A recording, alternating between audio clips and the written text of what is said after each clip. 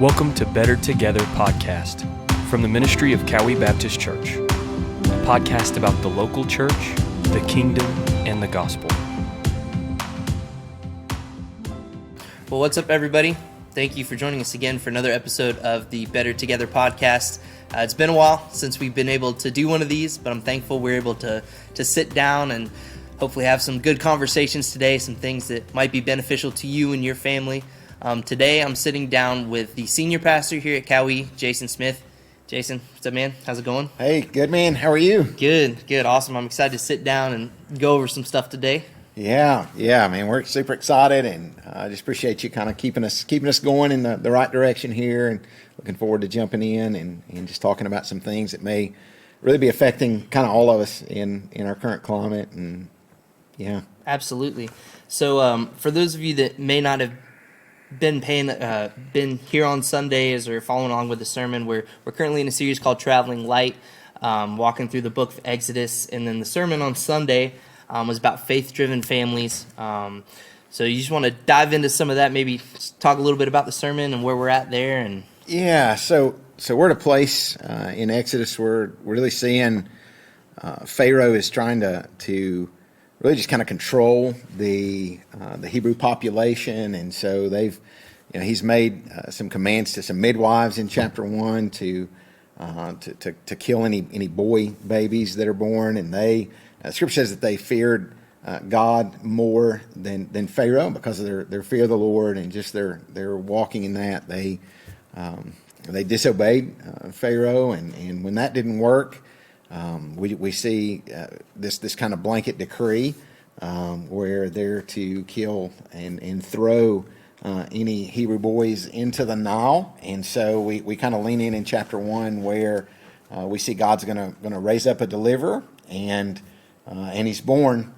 Moses is born in that chapter, and we just kind of see how his parents engage in protecting him and really doing all they can while really having to get to this place where they trust him in the Lord's hands. And so really just this tension between the way God uses us, and I thought about this a lot from just this thought of being a parent, that at some point we've got to release our kids into the world, and there's a reality that the enemy is still at work, like Pharaoh's trying to stop really the Moses from being able to grow up, and in the midst of these moments, we're just reminded that like the enemy still is trying to destroy the next generation. Like it says that Jochebed, that's Moses' mom's name, and she sees him, and there's a scripture there where it talks about she sees him and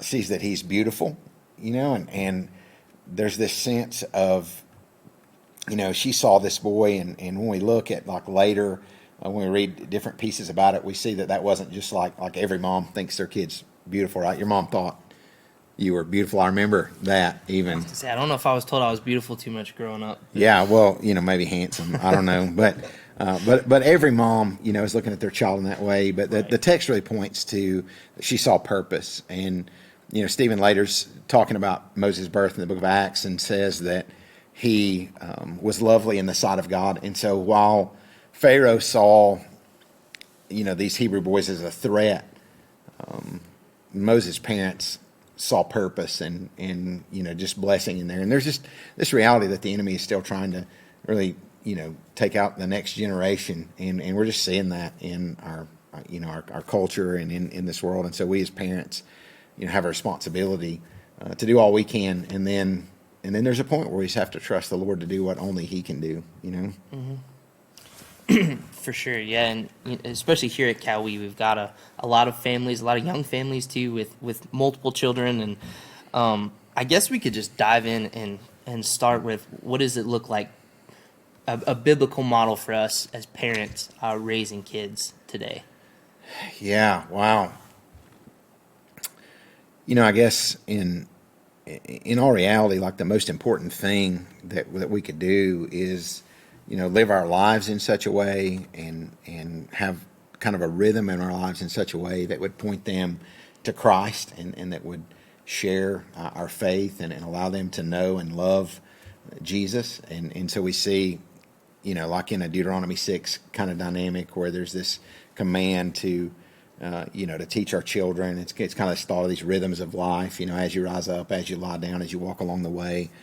Just for our lives to really be about that. But, as we think about the culture we live in, I think even from this text in Exodus 2, we can see that, Moses' mom and dad, they hide him for as long as they can. They kind of protect him from this decree, protect him in those ways. And then they do all they can to really position him in the best way possible. It says they put him in a basket, and it's kind of like a picture of the ark, and you see this they're waterproofing it, and they're putting him in the reeds at the bank of the Nile, and so they're really doing all they can to position him in a place that's good. And we can see God's providence, we can see God's hand at work, and I think it was an intentional kind of move of faith that they did that, put him in a place where Pharaoh's daughter would be bathing, where the Egyptians would be bathing, and so it was kind of in a spot that it was the best kind of scenario maybe for Moses. She hid him as long as she could. Don't ever understand everything about that, but then there was a time that she positioned him. And I think about we've got this role of protecting, maybe is kind of the first thing. So we as parents, we're protectors, we're kind of guardians, we're to take care of them and protect them from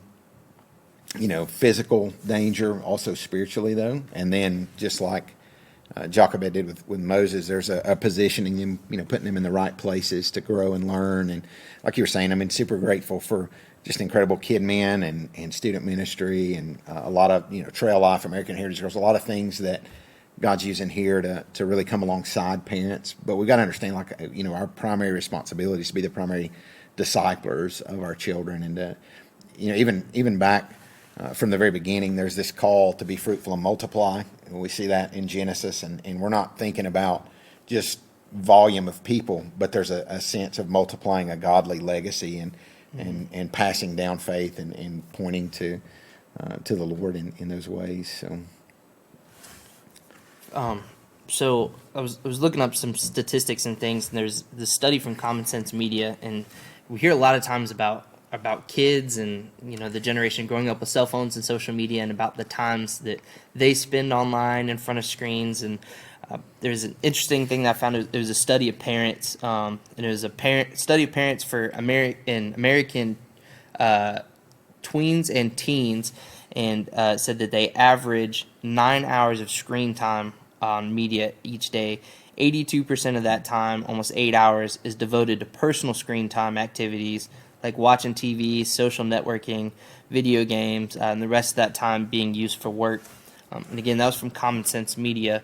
So just thinking about that as parents, you talk about it's our primary goal to disciple our children. We're the heads of our household. What are some tips that you would recommend on balancing screen time and how we spend that with our kids, and just how to navigate that? Because we live in a world that is so dependent upon technology, and it's so easy, especially if you have multiple kids, to just turn the screen on while you get things done. And what are some tips you'd have to? And so those statistics you're sharing, those are the parents, yeah, right? Those are the parents. So those are the parents that are playing video games and doing all watching those TV, things. social media. I'm not really sure there's any parent video games that are out there, like mature video games. I don't know. We'll kind of, maybe we won't run down that road too far, but I guess I'm just kind of in this moment thinking, I recognize there's a lot of things there, and while I may pick on video games, if I'm honest and I think about it, and really it's kind of a place that I've been leaning in a good bit recently and just examining is how is screen time affecting relationships that are around us. And when you think about a parent spending, I read places where a parent may be spending 5 to 6 hours just on phone screen time, and then maybe a teenager spending 9 or 10 hours a day on screen time. I heard a statement. It was made by a guy named Darren Whitehead. I was listening to a podcast just from a Liberty Convo, and he spoke there. And when he was talking about it, he said, we're going to see a generation that if something doesn't change, they're going to die with more memories of other people than they have of their own. And some of that just was kind of like a huge, almost just an eye opener there, just kind of seeing where we're at. And, as a parent, I'm kind of in this phase where I've got a daughter who is in college now, got a son who is a freshman in high school. And, the thought of just as I kind of look back at my life, I can see there's been so much time, and I try to be intentional, about engaging with the kids and doing all that. But if I'm honest, like there's so much time that's been, looking in front of a screen instead of being fully present. I heard people say, hey, just be present wherever you're at. And I think the smartphone has made it almost, something that takes away from that. They say just the fact of like, if we're sitting here having a conversation and I just put this on the table, that immediately there's a disconnect from the conversations and really the thought of just being present there. And I think like so many people, at dinner, wherever they're at, there's always like a screen in between them. For sure, yeah. What's even crazy about that is you pulled out your phone and set it down, like just instantly, like a dart down and look at it and notice that it's there. So, I definitely think there's, when we do these social media fasts and things, talking about how you get in these rhythms and routines, training your brain to where it's almost like muscle memory as you go and look for these things and pull them up. And I know you talked about some of those things too. And so the management of that, what would you say is the best? Should we be setting these boundaries? And yeah, so I think it's kind of a place I've been leaning in just personally. I guess I'm, as I examine just my own cell phone use. You can pull up these, screen time, apps on our phones now, and we're able to look and just see kind of the amount of time we're spending there. And the reality is that like we have a short amount of time. I think that's one thing I really saw in this passage, just really looking at Moses and his parents. They understood they only had him for a short amount of time, and we see God, work in a way that she ends up being able to, kind of help raise him, and God's hand is at work in a neat way. But she only has a certain amount of time, and you can tell, later as we walk through Exodus, like she's invested in Moses' life and him understanding who he is and who God is, and his parents. You're asking like, what's the most important? It's those kind of things, and I'm afraid that somehow we've gotten distracted, and instead of doing that, man, our life's just kind of being scrolled away. And so you asked the question, like, what are some ways to do that? And one of the things that I've done recently is just removing social media from my phone, because I'm finding myself, sitting on the couch or kind of in a moment where my kids are around, and I'm picking up my phone, and before you know it, you can be scrolling and kind of lost in some of that. And it's just this reality that like we only have so much time, and we want to redeem that time and use it, in a way that's good, and making a difference. But yeah, so I think maybe even just the thought of those kind of things, setting some boundaries, setting times that we're going to be on. I think all those things. I think maybe one of the biggest things is just as a when we think about like our kids and technology, a lot of times we think about what can we limit them from, what can we keep, how do we protect them, and how do we set a certain amount of time, and what's a healthy amount of screen time, and what's all those kind of things. But I think maybe the biggest place that I feel like needs to be examined first is like, okay, as a parent, how much time am I spending on this device, and what kind of way am I modeling, this behavior for my kids? And unfortunately, like there's so much of this time that I'm thinking, I haven't really modeled that behavior in the way that I really would want them to do with their kids later, Right. So. Yeah, and thinking about just the responsibility as men, Scripture's pretty clear about the call that we have to, make sure that our house is in order and to train our kids and to disciple them and teach them truth from Scripture. And what you were saying too about it starting with us, like there's a lot of times that I don't get it right as a parent, like there's times where I have to apologize to my kids because I'm not perfect, for sure. And that accountability is setting it up for ourselves to start out. What are some practical examples that we have, like accountability software and things like that?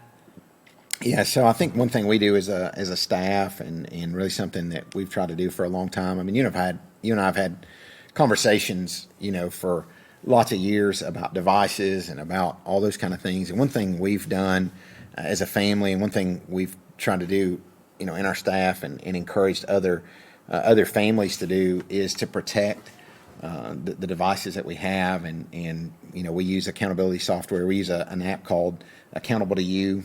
A lot of folks in our church use it. It's not something that stops people from being able to access certain things, but you have accountability in a person that. So my wife gets a message every day that really is she's able to look and see my cell phone usage, kind of the sites that I've been on, how long I've been on those sites. If there's anything that's questionable, it kind of immediately notifies those kind of things. And so I think as a parent, when we start modeling the kind of behavior that we want, and also like as we bring it in from the time they're small, it's kind of like these devices. We're not going to allow them to control us, but we're going to control them. We're going to manage those. And so accountability software, there's several. There's Ever Accountable, Accountable to You. There's other things out there. Some of them are more designed to like, I guess, restrict where you can't get to certain things. The accountability software that we use is more of a monitoring device, so you can get certain places, but it's gonna let an accountability partner know or someone know about that. And so I think we just want to guard the gift that we have in our families and our relationship with the Lord. And right now, pornography and just there's so many things that are, when I was growing up, I started out, I had like a bag phone. I had a pager for a little while, and then I don't even know why I had that. I guess it was just cool, and so you could kind of call. And then I had this bag phone when I was in college. Had like 100 minutes of time, that you could use on talking. And then all of a sudden they started this text messaging thing, and I was always like, nobody's going to use that. That's when they could call, and now we send like bazillions of text.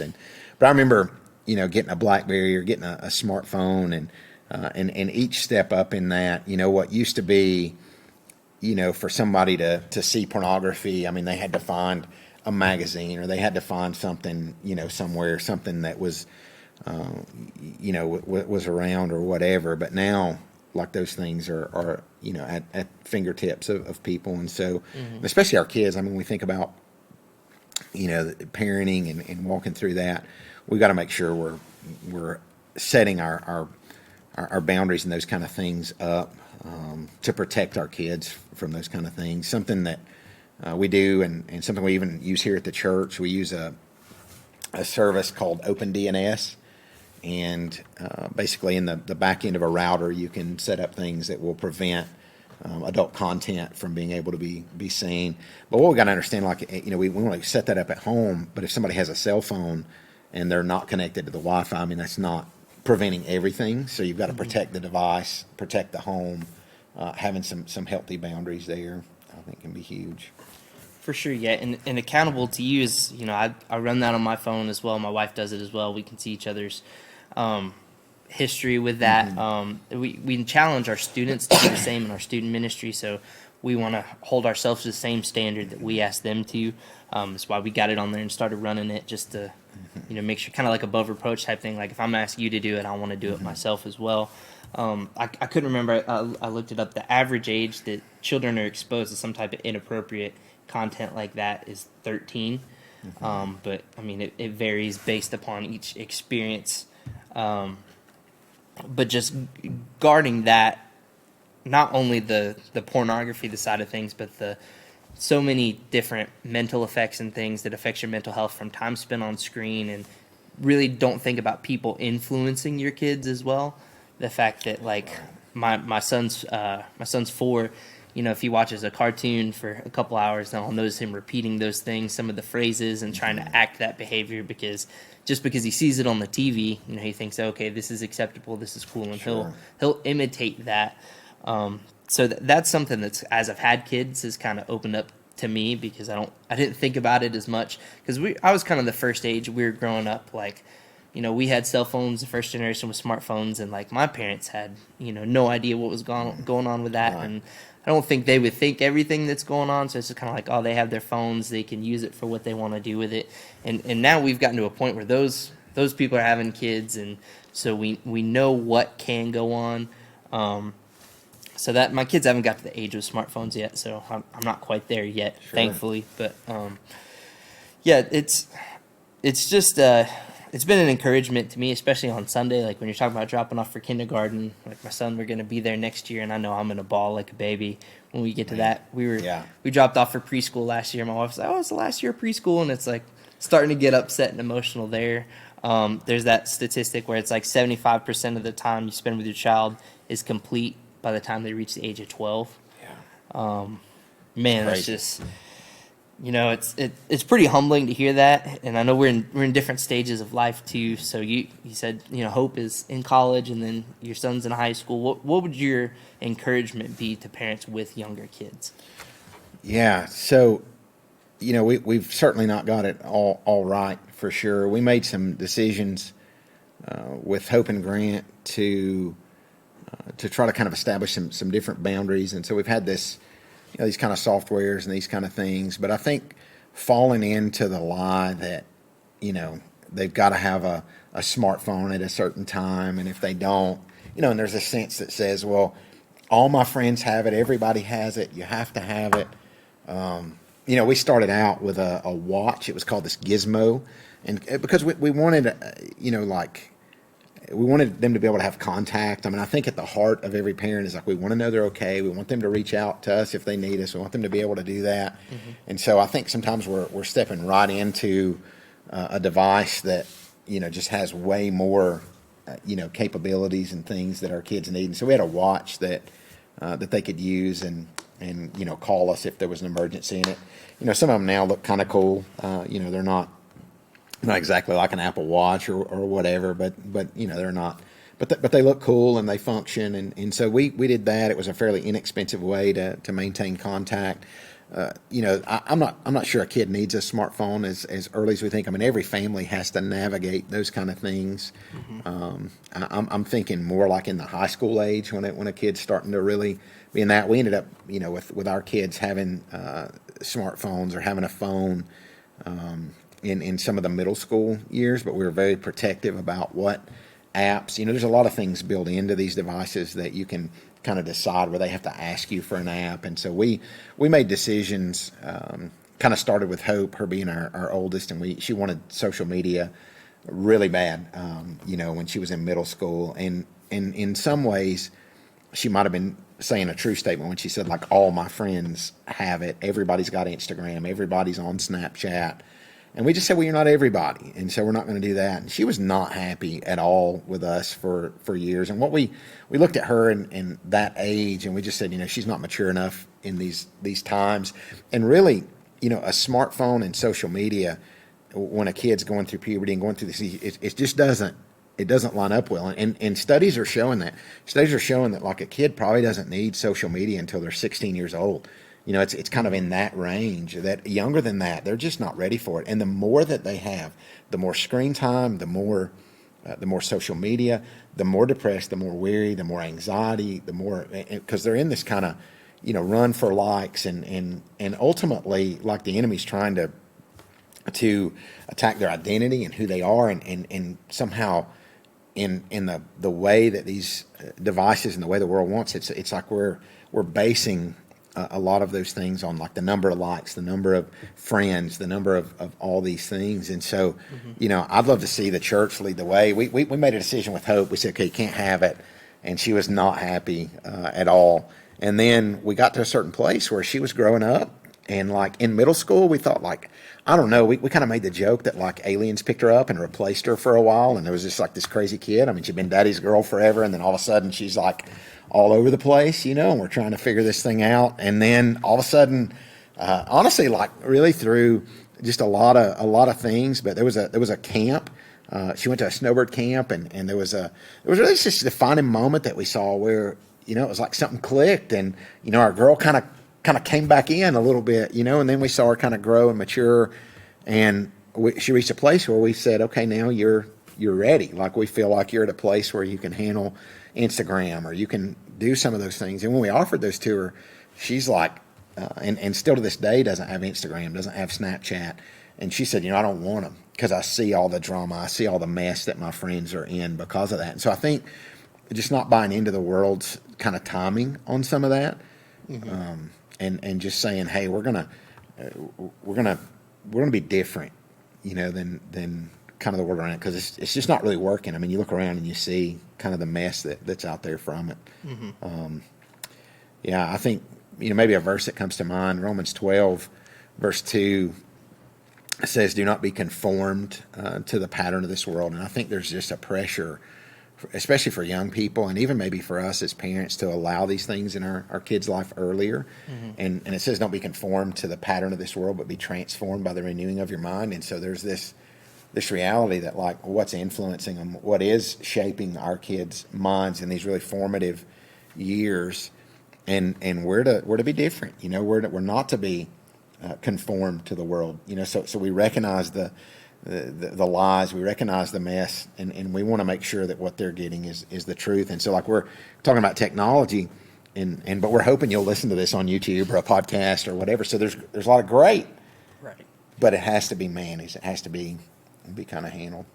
Absolutely, yeah. And I mean, there's definitely a place for the church to exist in that world. Like, we're on Instagram, YouTube, Facebook, but that's managed and intentional with the things that we do with some of those things. And when you look at the culture as a whole, especially with, like, the whole cancel culture, things like that, like I was talking about my generation growing up with unrestricted internet access. Like, kids say a lot of dumb things, adults say a lot of dumb things, and we're putting things out on the internet that a lot of people, as you're getting older, 10, 12 years down the road, something dumb that they said when they were 12 with a cell phone, comes out, and just really, what it boils down to in the end is the maturity level is not there to do some of those things. And when you leave people with unrestricted access to do whatever they want, usually our hearts are in the place where we're going to mess things up pretty bad.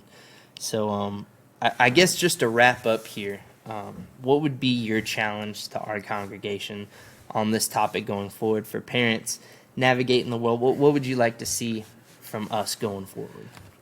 Yeah, I mean, I think maybe the place that I'm in and trying to navigate with my family, and I can speak to that, and maybe it's the same thing me as a dad's trying to wrestle with. Like, what does it look like to really redeem whatever time I have left with my son? What does it look like to lead my family well in that? And, for me, it's been getting rid of Facebook, getting rid of Instagram, getting rid of some of these things on my phone. I still have access to them on a tablet, still have access to them in some way, but it's like I'm not going to spend, I'm not going to allow my time to be wasted, in those ways. And so maybe as parents, it's like, let's examine our screen time, and maybe a challenge for our congregation, and even praying about maybe leading up toward Easter, just encouraging maybe our congregation to consider doing some type of digital fast maybe, and in that, and what that would look like. One of the things I've tried to do with my phone is get rid of the stuff that is distracting, and just say I'm not going to have it. This thing's going to be useful. I mean, I'll have text messages. I'll call. I'll have my Bible app. I'll have the things that are beneficial. This guy, Darren Whitehead, wrote a book called The Digital Fast, actually. It's kind of an interesting book. Just recently purchased it. I haven't read it yet, but I'm going to read it, kind of just thinking about our congregation and looking forward. But basically the challenge is for like 28 days, I think even maybe considering like 40 days, there's been some different things that have been put out with that. But they're saying, hey, for this amount of time, we're gonna pull these things away from our phones. I know people have different jobs and different things. We're still going to put out social media things on, Cowie's things. And so I'm not in this place where I'm not touching it ever. I've not had really, I've thought about that a time or two, like I'm getting rid of it, but this hasn't really worked out to be something I really wanted to stick with long term. But I think if we can pull back from those things, there's a little bit of this moment where it's almost like you're in a, detaching from it, I think is a word that's used sometimes in that. And it's like, if you fast from sugar, recently we've tried to change some eating habits. And so we've kind of eliminated sugar from our diet. Well, like the first week, like, man, a Reese cup or anything like that just looks so good. And you're kind of craving it all the time. And you're like, desiring it. But right now I'm not craving sugar, but it's been out of my system for a little bit. I think it's the same thing with our phones. Like, we get rid of some of that and we're reaching for it. We're thinking about it. Like, I'm about a week in to not having social media apps and distracting apps. Even took email off my phone, which was kind of a big deal because I'm always in that. There's just always an email coming, always things there. And so I'm finding myself, it's like, what am I doing when I'm with my family that is taking away precious time that should be theirs? Because like there's a lot of people that can do a lot of things, but I'm the only one that can be a husband to my wife, a dad to my son, a dad to my daughter, And so what am I finding myself wasting time with, and that's not necessary? Is email necessary? Yeah, I've got to answer email. I don't have to answer it this minute. I don't have to constantly be looking at it. So maybe that's a step. Just like, hey, let's turn these devices into more of a utility kind of device. Let's use them for what we need them for, but don't let them use us to kind of keep moving there. So I think that could be one thing, maybe as a parent, as families, really just beginning that conversation with our kids. And part of it for me, it was kind of funny. Last night I actually asked Grant, I was like, hey, watch this a YouTube video with me, and it was a guy talking about some of this at the Liberty Convo. And of course, Grant had a big week at Snowbird, but I'm like, here, watch this. And he's like, And so, but then he sits down, he falls asleep like instantly. Like this morning, I was like, what'd you get out of that? He was like, I was like, we'll watch it again, bro. It's good. But I think just beginning to have that conversation, like, what is it? What's our devices doing to us? He doesn't have social media. He's a freshman in high school. So he doesn't have Instagram or Snapchat or some of those things, but he could spend his whole life on YouTube. Like if there's nothing there, it's kind of like just constant. So you want them to see, but first it's kind of like, hey, Dad's been on this too much, and here's the way I'm gonna engage when it comes to my phone, and here's why. And hopefully that modeling that first then can help them, to kind of walk in those ways and get ahead of it early. I mean, for those that have already got social media or maybe like Hope, where they're gone, they're graduating, it's like, what do I do? How do I influence as best as I can? You model, you kind of share where we've messed up, where things are at.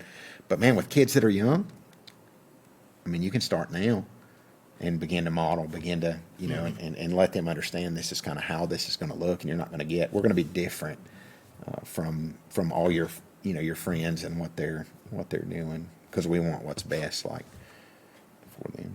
Absolutely, for sure. Yeah, and that would just be an encouragement for me too, and for myself. Like I don't want to be the reason that my children stumble. I want to set that example for them, and hopefully try and help disciple them into a path that they can all come to know the Lord and live a life pursuing Him. And yeah, awesome. Man. Well, man, I appreciate you sitting down today, and I think we're good to wrap things up here, and just appreciate everybody listening. We have tons of resources online at Cowie.church, YouTube, podcasts. Love to connect with people. Yeah, for sure. And maybe we can lean back in with some other things just for kids along the way, and maybe help kind of think about what it looks like to continue to engage in that space. I think it's a space we're going to have to be continually looking at as we go. And I guess just one encouragement, like I was reading some things about these digital fasts, and people that are taking part in some of those, 100% of the people that are doing them are saying they're glad they did. Mm-hmm. And then they're making decisions and saying, hey, I'm never putting some of this back in here because of the great benefits that are there. So, yeah, we'll see what happens. Awesome. Yeah, man, I'm excited for the future and excited for what God's doing here at Cowie, and excited to be a part of it. Awesome. So we're going to wrap things up. But thank you guys for listening, and God bless. God bless. Amen.